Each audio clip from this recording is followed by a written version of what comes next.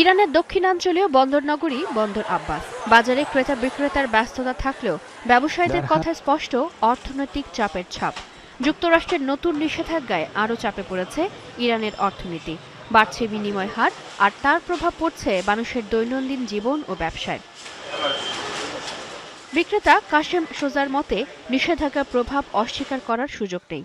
তবে দীর্ঘদিনের নিষেধাজ্ঞা মোকাবিলা করতে গিয়ে বিকল্প পথ খুঁজে নেওয়ার অভিজ্ঞতাও তৈরি হয়েছে ইরানের ব্যবসায়ী ও সাধারণ মানুষের।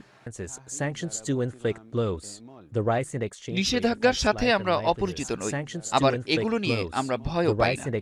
অবশ্যই নিষেধাজ্ঞার উদ্দেশ্য আছে, তবে এগুলো শতভাগ কার্যকর নয়।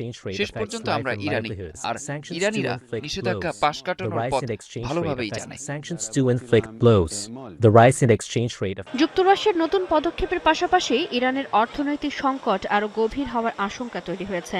তবে বন্দর আব্বাসের ব্যবসায়ীদের কথায় উঠে এসেছে নিষেধাজ্ঞার বিরুদ্ধে দৃঢ় অবস্থানের কথাও। অর্থনৈতিক চাপের পাশাপাশি দেশটির অভ্যন্তরীণ ক্ষোভের কথাও তুলে ধরছেন ব্যবসায়ীরা। ইরানের ওপর নতুন নিষেধাজ্ঞা ঘোষণা করেছেন মার্কিন ট্রেজারি সেক্রেটারি স্কট বেসেন্ট। যুক্তরাষ্ট্রের সাথে বাণিজ্য অব্যাহত রাখা দেশগুলো ডলার ভিত্তিক আর্থিক ব্যবস্থা থেকে বাদ পড়ার ঝুঁকিতে পড়তে পারে বলে সতর্ক করেছেন তিনি। এর মধ্যেই আলোচনায় হরমুজ প্রণালী। যুক্তরাষ্ট্র ও ইরানের সংঘাতের কারণে গুরুত্বপূর্ণ এই নৌপথে জাহাজ চলাচল প্রায় বন্ধ। হরমুজ প্রণালী আমাদের ঘরের মতো। আমাদের অনুমতি ও সহযোগিতা ছাড়া এটি খোলা উচিত নয়। এত বছর আমরা বিশ্বকে সহনশীলতা দেখিয়েছি, তারা আমাদের তেল নিয়েছে, পণ্য নিয়েছে।